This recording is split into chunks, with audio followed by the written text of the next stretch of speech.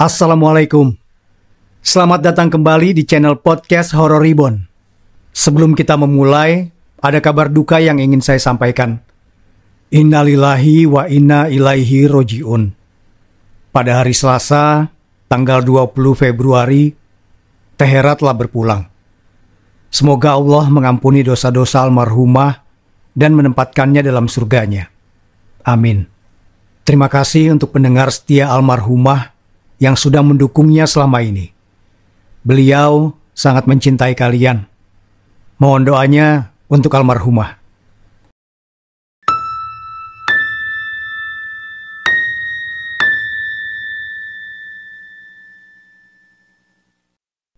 Maulid Nabi tiba di tahun ini.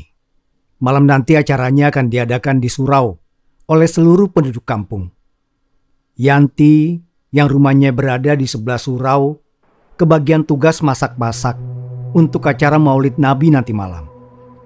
Kebetulan, ia memang sudah biasa memasak besar-besaran untuk acara kampung atau agenda lainnya. Bahkan, tidak jarang Yanti dibayar untuk memimpin tugas masak di acara pernikahan orang. Ia dikenal bisa memasak berbagai macam menu makanan lezat dari pekerjaannya sebagai catering nasi kotak. Yanti adalah wanita berusia 50 tahun yang aktif memasak sebagai hobi yang dijadikan pekerjaan. Ia adalah seorang istri dari almarhum Bima yang meninggal karena sakit 9 tahun yang lalu. Yanti dikaruniai 2 orang anak. Putra sulungnya yang kini berumur 30 tahun bernama Alam. Lalu anak kedua yang terpaut 9 tahun dari kakaknya namanya Laila. Ia tidak bisa melahirkan secara normal saat mengandung Alam karena lehernya terlilit tali pusar dan tidak dapat turun ke panggul. Jadi, mau tidak mau harus disesar. Itulah alasannya menunda kehamilan sampai 9 tahun untuk mengandung Laila, anak kedua. 5 tahun lalu, Alam menikah dengan perempuan berumur 20 tahun bernama Sasa.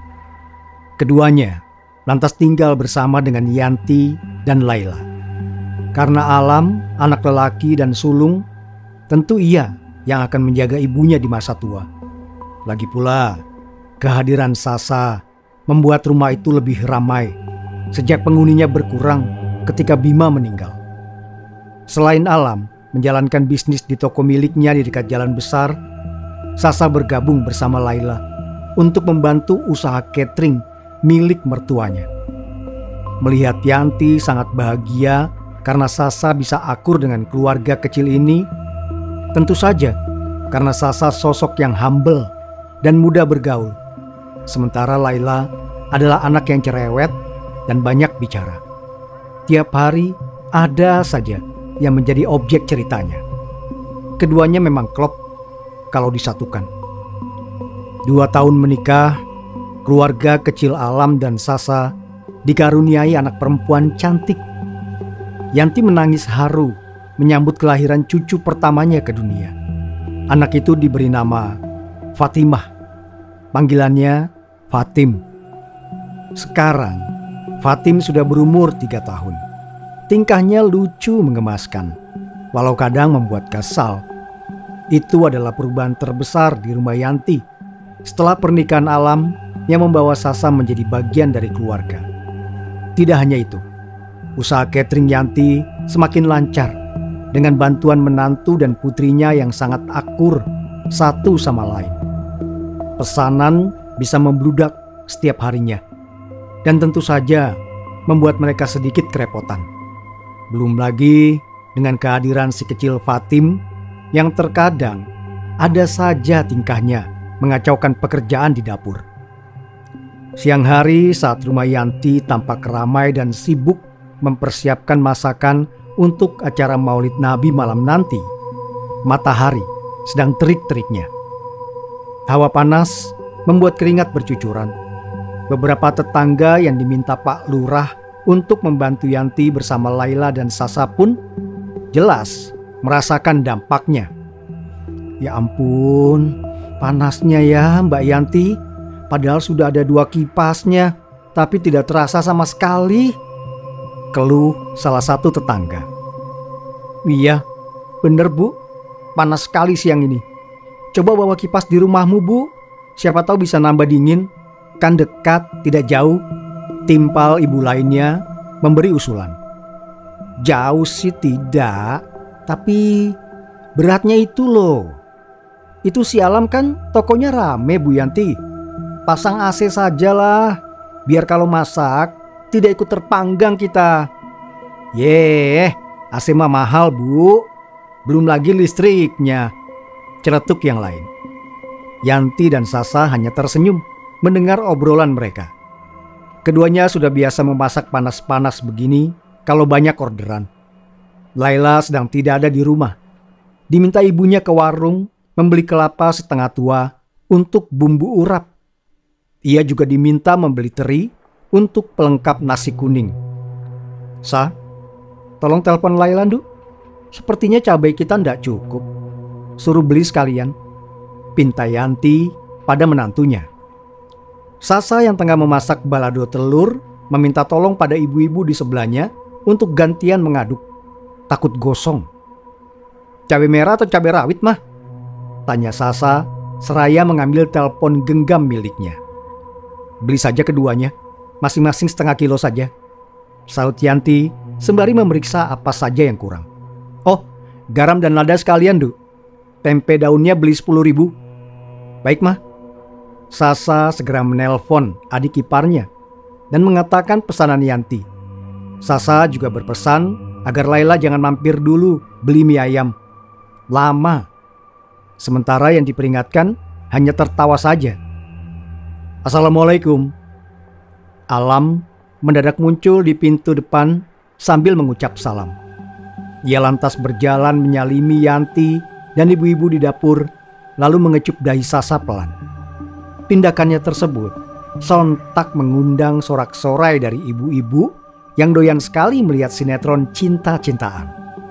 Cie, yang masih kayak manten anyar, pulang-pulang cium kening dulu. Aduh, kok suamiku ndak begitu ya Bu ya? Wah, kalau kita itu ibarat makanan udah anyep Bu, hampir kadaluarsa, tidak hangat lagi. Celetuk yang lainnya membuat dapur besar itu dipenuhi tawa. Sasa senangnya ya, punya suami mesra banget, pasti bahagia itu hatinya. Goda ibu-ibu yang lain. Tidak seperti Sasa yang wajahnya memerah. Alam hanya tertawa menanggapi godaan para tetangganya itu. Tidak begitu peduli. Ibu-ibu di sini memang begitu. Mereka itu kalau sedang berkumpul pasti saja sinetron yang dibahas. Anak remajanya juga tak mau kalah. Drama Korea yang jadi favoritnya. Ma, aku ke sungai dulu ya siang ini. Gerah sekali badanku. Mau berendam di sungai biar segar. Alam meminta izin pada Yanti. Toko kamu sudah ditutup? Pastinya sudah, Ma. Mana mungkin aku pulang kalau belum. Bisa dimaring orang nanti. Ya sudah, pergilah sana ke sungai. Tapi jangan terlalu lama. Ini sudah jam 1:30. Jam 1:30 harus sudah di sini ya. Kami butuh tenaga kamu buat angkat-angkat. Siap, Ma. Seloroh, Alam mengangkat tangannya ke pelipis. Seperti tentara yang memberi hormat pada atasan. Sudah, pergi sana. Malah melawak. Hati-hati di jalan dan jangan telat. Yanti mengibaskan jemarinya sambil tersenyum. Alam langsung melesat pergi setelah diizinkan. Badannya sudah sangat lengket.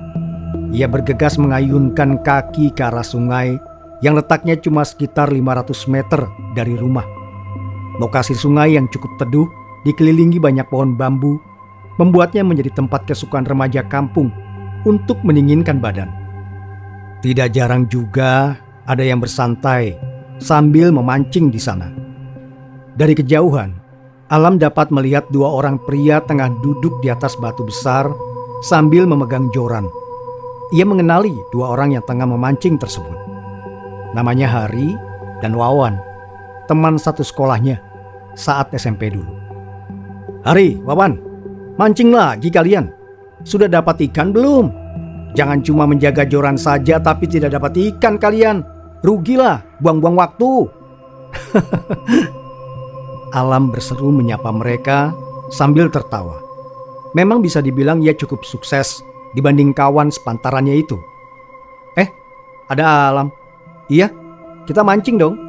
Tapi sudah dapat banyak ya. Tidak jadi rugilah daripada suntuk di rumah. Sahut Wawan tertawa. Hari hanya mengangkat tangan sambil tersenyum. Sepertinya sedang sariawan. Hari memang selalu begitu dari dulu.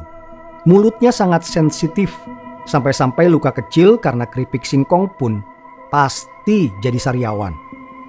Mau mandi, Lam? Tidak bantu Bude Yanti masak-masak di rumah kamu? Kalau tidak salah dengar dari bapakku, yang bertugas masak kan ibumu. Tanya Wawan melihat Alam berdiri di tepi sungai 20 meter dari tempatnya. Ia adalah putra sulung Pak Lurah. Nantilah itu, geras sekali badanku, lengket kena keringat. Kalau siang panas gini ya paling betul mandi di sungai yang sejuk lah. Masalah angkat-angkat bisa diurus setelah badan segar. Wawan tidak menyahut. Hari barusan menepuk pundaknya cepat karena melihat joran pancing milik Wawan ditarik-tarik sesuatu di dalam sungai. Alam tersenyum melihat temannya berseru-seru mendapat ikan. Ia lantas melepas pakaiannya, menyisakan celana pendek, lantas berdiri di atas batu pipih di tepi sungai. Saat Alam bersiap loncat ke sungai hendak menceburkan diri, ia merasakan ada sesuatu yang menghantam tengkuknya cukup kencang, membuatnya terkesiap saat masuk ke air. Setelahnya, pandangan Alam berangsur gelap. Ia ingat sekali kalau benda yang menyentuh tengkuknya itu terasa sangat dingin, seperti es batu.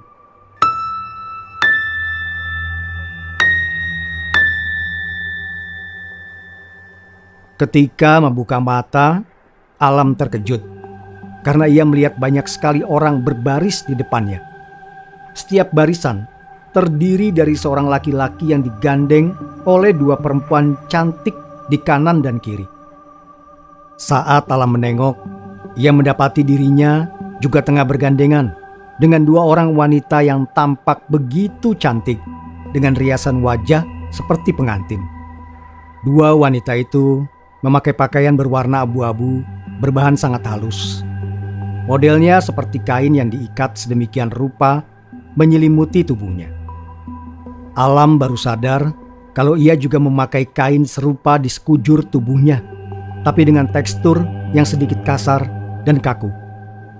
Alam ingin berteriak kencang meminta tolong, tapi mulutnya terkunci. Ia bahkan tidak bisa untuk sekadar menggeram. Ini seperti tubuhnya tengah digerakkan oleh orang lain. Alam menyapu pandang sekitar dengan panik. Mereka semua berjalan pelan di atas batu-batu halus yang mengirimkan sensasi dingin di telapak kaki. Di kanan kiri, barisan yang entah seberapa panjang ini, ada tiang tinggi menjulang yang mana di pucuknya terdapat patung-patung binatang. Hanya itu saja yang bisa Alam lihat. Tidak ada yang lain. Cuma ada tiang tanpa ada apapun sejauh matanya dapat memandang. Cuma hamparan tanah kosong. Langit berpendar aneh di atas sana. Suasana sekitar mirip dengan fajar atau menjelang maghrib yang dipenuhi awan. Alam juga menyadari keanehan lain. Wajah perempuan yang menggandengnya sama persis seperti kembar. Itu mungkin masuk akal jika hanya dua. Tapi saat Alam memperhatikan lebih baik, semua wanita yang seakan menuntun para pria di antara mereka ini memiliki wajah rupawan yang sama persis. Alam mendadak ngeri. Ia sadar kalau sesuatu sedang terjadi dan itu tidak baik-baik saja. Alam ingin berteriak, namun bibirnya terkatup rapat. Hanya mata dan leher yang bisa ia kendalikan sesuka hati. Selain itu, semuanya kaku dan tak bisa ia kendalikan. Seolah-olah kendali atas tubuhnya bukan miliknya lagi.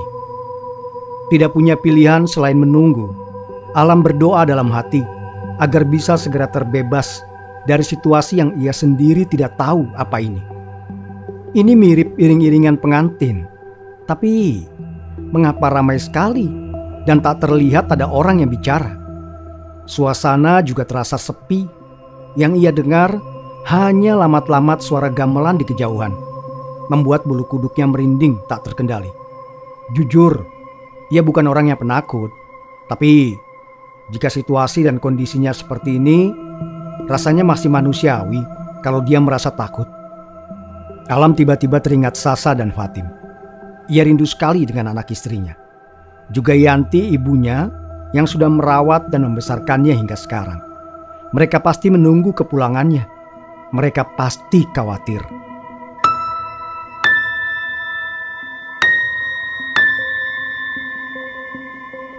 Selagi pikirannya berkecamuk merenungkan banyak hal, muncul beberapa bola api entah dari mana, melayang, berputar, dan berkeliling seakan mengikutinya. Bola api yang jumlahnya lusinan itu terus bergerak memencar kesana kemari di atas barisan, memberikan aura hangat di tengah-tengah udara dan suasana yang terasa dingin. Insting alam mengatakan kalau ia harus mengikuti bola-bola bercahaya itu. Namun, kakinya seperti terkunci dan bergerak sendiri. Alam hanya bisa menatap bola-bola api yang pergi menjauh dengan perasaan berkecamuk, meninggalkannya berjalan tanpa tahu tujuan. Entah sudah berapa lama alam melangkah. Perkiraannya sekitar 2 atau 3 jam. Kakinya sudah pegal. Alam ingin sekali berhenti kalau bisa. Ia berharap barisan panjang ini segera sampai kemanapun tujuannya melangkah.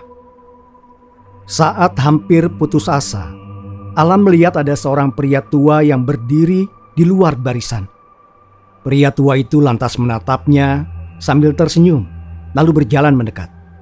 Alam tidak mengerti saat pria tua itu mendadak mengulurkan selembar daun ubi ketela yang di tengahnya terdapat air jernih. "Minumlah, anak muda. Kamu kelelahan. Kamu membutuhkan ini sekarang." Kakek itu bicara pelan sambil menatapnya dalam. Raut wajahnya seperti orang baik. Karena memang haus, Alam meminum air tersebut hingga tandas dalam sekali hirup. Tenggorokannya langsung sejuk dan segar saat air jernih itu melewatinya.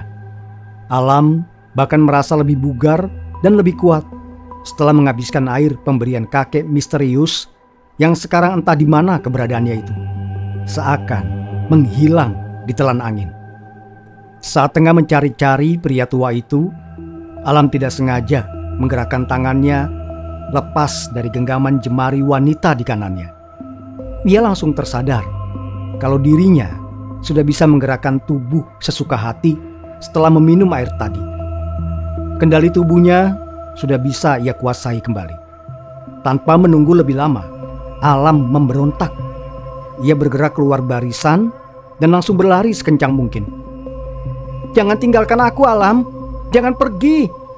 Alam, jangan pergi.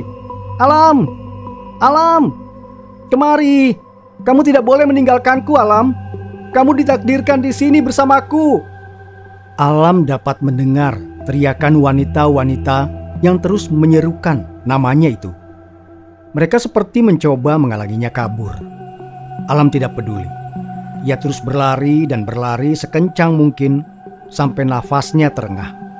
Suasana yang temaram tidak memberinya pilihan kemana harus pergi. Ia hanya terus lari, berusaha menjauh dari barisan aneh itu. Perlahan kabut memenuhi sekitar, membuat Alam tidak bisa melihat apa-apa karena pandangannya semakin gelap.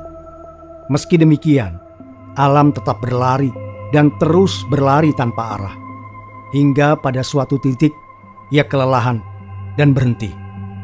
Samar-samar, Alam mulai bisa melihat garis-garis tipis berwarna di pandangannya yang hitam. Hanya sedikit sekali. Seperti ada yang meletakkan plastik hitam tipis di depan matanya. Alam kemudian merasa ada yang datang menghampiri. Ia mendengar sesuatu mendekat. Tapi sama seperti mata, telinganya juga kesulitan mendengar sesuatu. Ini seperti fungsi panca inderanya dibatasi. Alam mengedarkan pandang, berusaha memahami apa yang tengah terjadi. Ia merasa terombang-ambing seperti sampan yang akan karam di tengah samudera. Saat tengah kebingungan, Alam merasakan ada sesuatu atau seseorang yang menyeretnya entah kemana di antara kegelapan ini. Ia kemudian merasa ada yang menyelimuti tubuhnya sebelum kembali terombang-ambing dalam kegelapan yang buram. Sesuatu yang tipis dan ringan.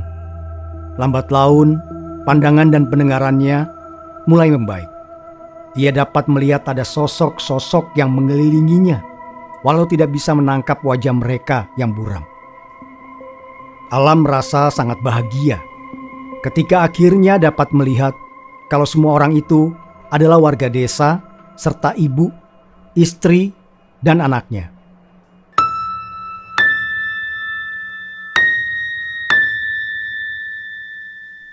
Waktu berlalu cepat di tengah kesibukan Yanti mengontrol ibu-ibu yang memasak. Mulutnya berseru mengingatkan ini itu pada Sasa dan Laila yang cekatan melakukan bagian masing-masing. Acara malam nanti memang tidak terlalu besar, tapi itu cukup melelahkan karena hanya dilakukan oleh 5 orang. Sementara tetangga kanan kiri yang tadi datang membantu sudah pulang ke rumah masing-masing karena ada kesibukan lain. Baru saja pukul 1 siang lebih beberapa menit, Yanti sedikit heran mendengar derap langkah kaki yang mendekat dari jauh. Ia berpikir itu Alam. Padahal biasanya putranya itu kalau tidak tepat waktu, ya telat. Tidak pernah lebih cepat kalau soal mandi di sungai. Betapa terkejutnya Yanti saat derap langkah itu bukan hanya 1 orang. Lalu muncullah 2 teman Alam di pintu rumahnya, Wawan dan Hari, yang tampak terengah. "Ada apa kalian lari-lari begini?" tanya Yanti menghampiri mereka. Firasatnya sudah tidak bagus. "Alam, Bude, Alam hilang di sungai," jawab Wawan patah-patah. "Apa?" Setelah meraup udara sebanyak-banyaknya untuk melegakan paru-paru, Wawan pun segera mengatakan apa yang terjadi. Berusaha sebaik mungkin menjelaskan situasinya agar bisa dipahami meski patah-patah. Wawan bercerita kalau setengah jam lalu ia dan Hari sedang memancing saat Alam tiba di sungai. Mereka sempat bertegur sapa dan sedikit bercanda seperti biasa. Alam lalu berjalan ke arah sungai dan berdiri di dekat rumpun bambu 20 meter darinya. Saat itu Wawan mendapat ikan, jadi tidak terlalu memperhatikan. Tapi sudut matanya menangkap Alam yang sedang membuka baju dan meletakkannya di ranting bambu. Wawan sempat melihat sekilas Alam melangkah ke batu pipih di tepi sungai sebelum kembali fokus ke joran pancing milik Hari yang juga mendapat tarikan ikan. Setelahnya, Wawan tidak begitu memperhatikan Alam. Beberapa waktu berlalu. Wawan yang tengah menunggu ikan memakan umpannya mendadak sadar kalau suasana sungai sangat sunyi. Pikirnya itu aneh karena ingat ada Alam yang sedang mandi. Biasanya kalau ada temannya yang satu itu, suasana akan ramai karena Alam seringkali melemparkan candaan. Ia lantas memutuskan berdiri dan menghampiri tempat Alam meletakkan pakaiannya. Tidak mendapati Alam di sekitar, Wawan mulai berseru memanggil namanya. Siapa tahu sedang buang air besar di balik bambu atau semacamnya. Wawan mulai panik saat tidak ada yang menyahut panggilannya setelah beberapa waktu. Ia mendadak sadar kalau air sungai sangat tenang. Tidak tampak seperti ada orang yang baru saja mandi di sana. Wawan memutuskan untuk mengajak Hari mencari Alam di sekitar sungai, berharap dapat segera menemukannya. 10 menit menyusuri sungai mencari keberadaan Alam, keduanya tidak menemukan apapun. Bahkan tidak ada jejak kaki di tanah basah tepian sungai. Seolah-olah Alam menghilang begitu saja di dalam air.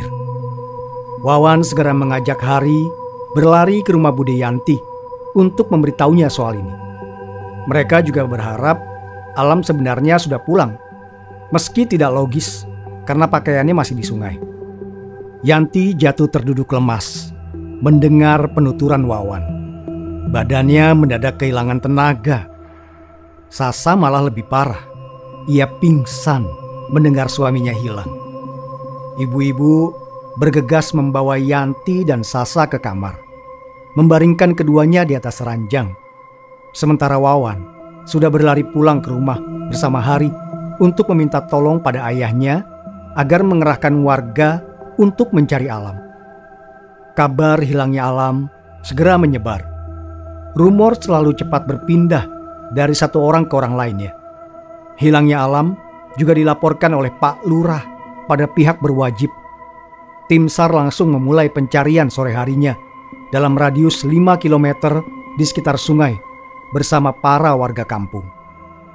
Dugaan awal bahwa Alam mungkin hanyut terbawa arus sungai terbantahkan saat pihak tim SAR mendapati bahwa arus sungai terbilang tenang, yang mana tidak akan sanggup menghanyutkan orang dewasa.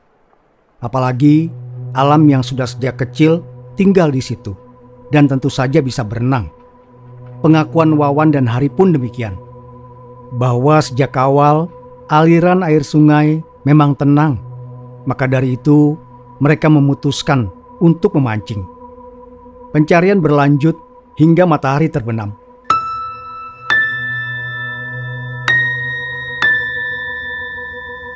Acara Maulid Nabi di surau berjalan sepi dengan hanya segelintir jamaah perempuan saja. Kebanyakan warga memilih untuk turut andil dalam pencarian Alam yang hilang sambil membawa obor. Tidak menemukan titik terang, pencarian hari itu dihentikan pada pukul 11 malam. Dan rencananya akan dilanjutkan besok oleh tim SAR dengan membawa lebih banyak personil. Warga juga sudah cukup kelelahan. Mereka akhirnya pulang untuk makan malam yang tertunda dan beristirahat. Yanti tidak bisa tidur malam itu. Ia menangis terseduh di atas sajadahnya. Ia berdoa setulus hati untuk keselamatan Alam. Sebagai seorang ibu, ia mengkhawatirkan putranya yang entah di mana di luaran sana. Sementara Sasa menangis dalam diam, menemani Fatim yang terus menanyakan di mana ayahnya, mengapa tidak tidur bersama mereka. Laila sendiri menemani Sasa di samping ranjang tempatnya menangis, mengusap punggung Sasa yang berguncang, turut bersedih atas hilangnya Alam. Hari baru dimulai dengan sapaan fajar. Para penduduk masih belum bisa tersenyum mengimbangi pagi yang tampak ceria. Pengumuman di speaker surau meminta para pria berkumpul di depan rumah Pak Lurah pada pukul 8 pagi. Mengajak warga untuk melakukan pencarian hari ini dengan beberapa bantuan dari pihak luar. Pencarian pun berlangsung lama. Hasilnya belum terlihat meski matahari sudah memerah di cakrawala. Tergelincir hendak menghilang. Lalu ketika para warga mulai putus asa mencari keberadaan Alam, keajaiban seperti muncul memberi jawaban atas doa orang tuanya. Salah satu warga yang melewati depan madrasah terkejut bukan main melihat Alam tengah berdiri tanpa busana di depan gerbang madrasah tersebut. Ia tampak linglung dan tidak fokus melihat ke sana kemari. Bahkan saat pria parubaya yang melihatnya mendekat, Alam tampak berusaha menghindar dan hendak kabur. Beruntung karena tubuhnya lemas, ia jatuh terjerembab di atas rerumputan di depan madrasah. Kabar ditemukannya Alam mengembus sebagai angin sejuk di telinga warga kampung yang mulai putus asa. Apalagi bagi Yanti dan Sasa yang langsung memeluknya sambil meraung haru meski Alam tidak segera membalas. Ia masih tampak linglung. Tadi sebelum dibawa pulang ke rumah Yanti, bapak yang menemukannya segera melepaskan sarung yang ia kalungkan di leher untuk menutupi tubuh telanjang Alam.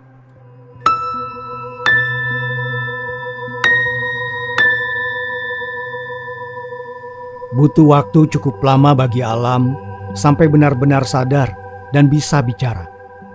Pandangannya yang tadi bergerak ke sana kemari akhirnya bisa fokus menatap orang-orang yang mengelilinginya. Sasa segera membawakan air putih dan bubur hangat saat Alam mulai bisa diajak bicara. Soalnya sejak tadi ia menolak apapun yang diberikan oleh Yanti dan istrinya. Alam mulai bertanya apa yang terjadi.